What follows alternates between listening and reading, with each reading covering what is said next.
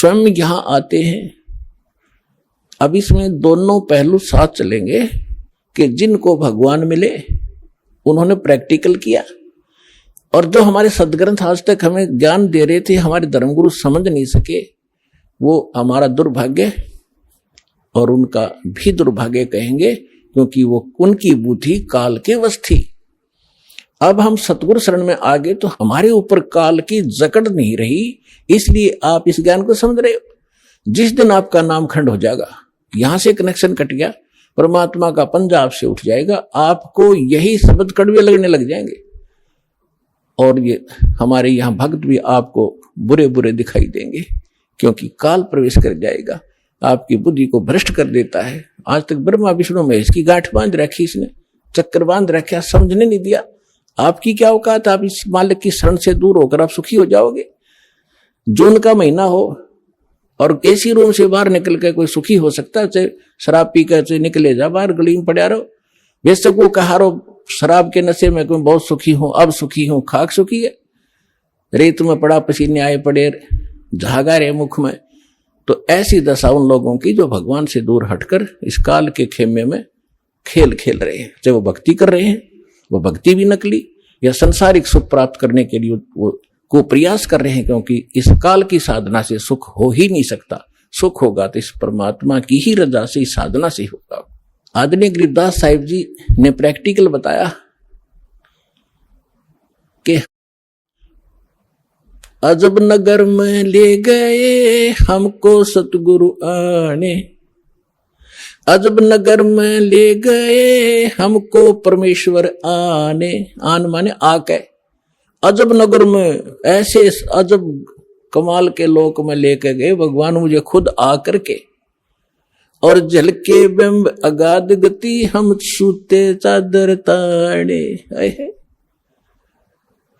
अजब नगर में ले गए हमको सतगुरु आण, यानी वो सतगुरु भी हैं, वो भगवान भी हैं। जो सतगुरु होता है, सच्चा ज्ञान जो देता है भगवान ही देता है, भगवान ही सच्चा ज्ञान दे सकता है।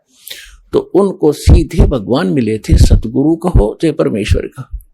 अजब नगर में ले गए हमको परमेश्वर आने, आन माने आके, ये हमारी देसी भाषा हरियाणा की लैंग्वेज में देखा ग्रंथ है। और जल के बिंब अगाध गति वहां सूते चादर तान, चादर तान के सोना, यानी कति निश्चिंत हो जाना, बेफिक्र होकर सोना।